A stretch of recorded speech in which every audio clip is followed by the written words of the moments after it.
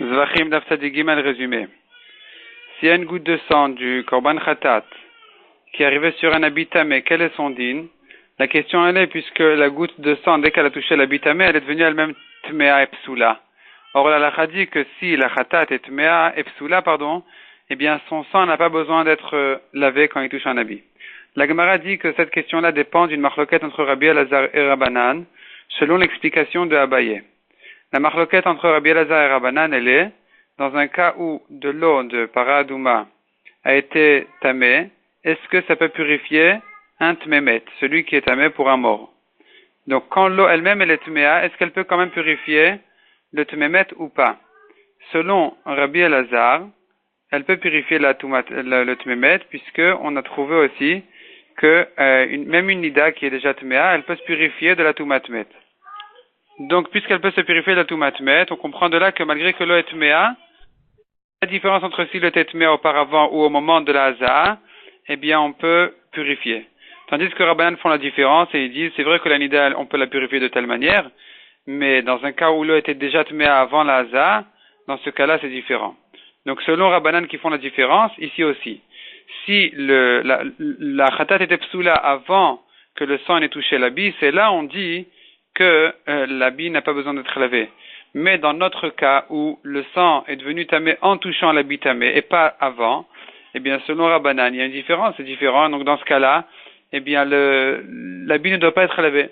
Tandis que selon Rabbi Elazar qui fait pas la différence, eh bien dans tous les cas, on considère ça comme une haza tmea et psoula, et donc une haza psoula n'a pas besoin d'être lavée. La Gemara ramène une autre explication dans la marloquette de Rabbi Elazar et Rabbanan à propos de l'eau de la paradouma qui était tamée, est-ce que ça peut purifier ou pas, mais ce qui nous concerne en rapport avec le sang de la khatat, c'est l'explication de Abaye qu'on vient de citer. Deuxième sujet, la Mishnah ramène une marloquette entre Rabbi Akiva et Rabbi Shimon dans le cas d'une khatat psoula, mais qui avait à un certain moment, elle était kshera. Selon, est-ce que son sang doit être lavé ou pas? Selon Rabbi Akiva, il doit être lavé. Selon Rabbi Shimon, il n'a pas besoin d'être lavé puisque aujourd'hui elle est psoula. La Gemara ramène des psukim et les drashot de chacun. Troisième sujet. Ne doit être lavé que un habit qui a été touché par le sang, qui a été reçu dans le kli sharet, dans l'ustensile qui reçoit le sang, et donc pas le sang qui a jailli directement du cou de la bête. Et ensuite, il faut que le sang en question, il soit destiné à la haza'a, mais pas si la haza'a a déjà été faite. La Gemara ramène le pasuk, Asher yazeh midama, donc on apprend de là que seul un sang qui est destiné à arriver au misbéach, seul lui doit être lavé. Mais dans tous les autres cas, il n'a pas besoin d'être lavé, et ça vient exclure plusieurs cas, soit s'il a giclé directement du cou de la bête, ou bien du misbéach, puisqu'il est plus destiné au misbéach, il est déjà arrivé là-bas, ou bien s'il était versé par terre et qu'on l'a ramassé, et aussi un sang qui n'est pas destiné à l'haza, ça vient nous dire encore un cas, dans le cas où il a reçu dans le kli sharet, dans l'ustensile, il a reçu moins que la quantité de haza qu'il faut, et il a reçu ce sang-là dans deux bols différents, dans deux kelim, et après il les a mélangés un dans l'autre, eh bien ça aussi c'est pas soul. De la même manière qu'à propos de mei khatat, donc de l'eau de la paradouma, on ne peut pas purifier un tmémet de telle manière, on a mis dans deux kelim différents de l'eau qui n'a pas la quantité qu'il faut, même si après on verse un keli dans l'autre et que maintenant on a eu la quantité qu'il faut, mais puisque au début ça a été reçu dans deux kelim différents, eh bien c'est pas soul à propos de l'eau, de la purification du tmémet, et de même ici aussi on apprend des psukim que le sang doit être reçu directement, toute la quantité, dans un seul et même kli. Ensuite, la Gemara ramène des drachot des psukim, c'est écrit vetaval badam et c'est écrit min adam, donc le Kohen doit tremper son doigt dans le sang. On apprend de là qu'il trempe le doigt et qu'il fait l'azad directement, il n'essuie pas son doigt sur le bord du kli. Ensuite, du mot badam, on apprend dans le sang qui a été reçu directement du cou de la bête, toute la quantité qu'il fallait. Et troisième dracha, min adam, ça va exclure du sang de quel sang? Du sang, du vrai sang et pas des restes. Donc c'est pour ça que le Kohen, une fois qu'il a fait la hazah, il peut plus, avec les restes de sang qui est sur son doigt, refaire une deuxième hazah.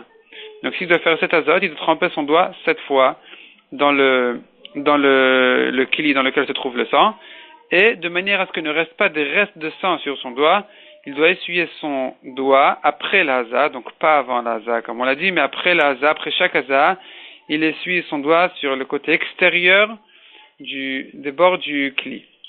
Quatrième sujet du daf, la Mishnah dit, si le sang giclait sur la peau d'une bête, avant qu'on l'ait dépecé, il n'y a pas besoin de le laver. C'est pas concerné par cette halakha.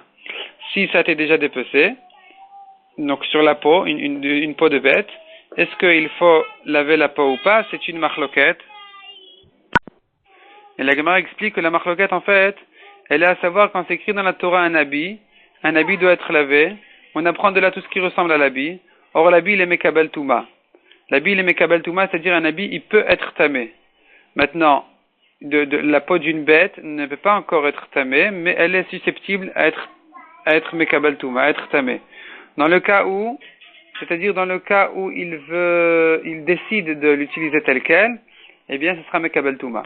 Donc la question est, qu'est-ce qu'on apprend du mot beged de la Torah? Donc effectivement, du mot beged, on apprend que c'est pas seulement l'habit, mais tout ce qui lui ressemble. Mais est-ce que la Torah, elle veut dire par là que seul quelque chose qui est déjà mekabel touma, qui risque tout de suite d'être tamé si un tamé le touche, c'est lui qui doit être lavé?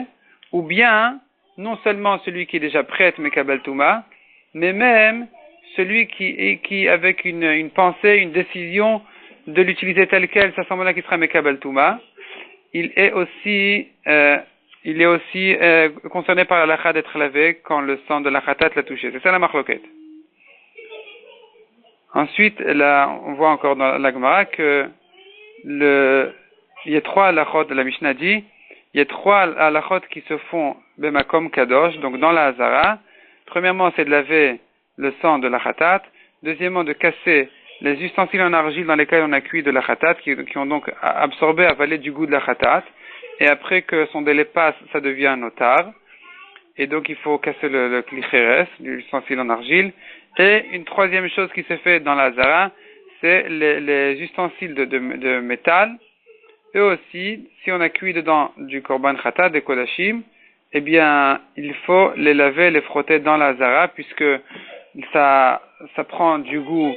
Le goût rentre dans les parois, et donc si le goût rentre dans les parois du kli, ensuite quand on va faire encore une autre cuisson, eh bien le goût va sortir dans l'autre plat, l'autre cuisson, et ça sera notar déjà. C'est pourquoi il faut le laver, et dans la hazara uniquement.